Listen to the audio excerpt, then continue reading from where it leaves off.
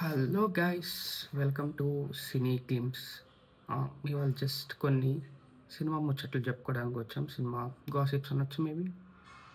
అంటే ఇప్పుడు ప్రజెంట్ ట్విట్టర్లో బాగా హైలైట్ అవుతుంది ఏంటంటే మన ట్రంప్ గారు సినిమాస్ అమెరికా బయట తీసిన సినిమాస్ మీద 100% టారిఫ్ వేస్తున్నారు. అదొక పెద్ద షాక్. అయితే నిన్న కాంతారా సినిమా వానికి ఏపీ గవర్నమెంట్ ప్రైజెస్ హైక్ చేసింది. సో దీని మీద మల్టిపుల్ ఒపీనియన్స్ ట్విట్టర్లో అయితే రచ్చ రచ్చ అయిపోతుంది.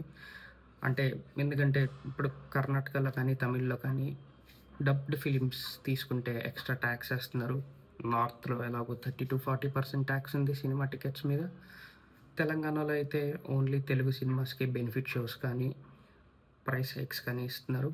బట్ ఆంధ్రాలో ఈ డెసిషన్ తీసుకోవడం వల్ల చాలామంది క్వశ్చన్స్ రైజ్ చేస్తున్నారు. అసలు ఈ డెసిషన్ తీసుకోవడానికి ఏంటి కారణం అన్న దాని గురించి అందరూ వెయిట్ చేస్తున్నారు. కానీ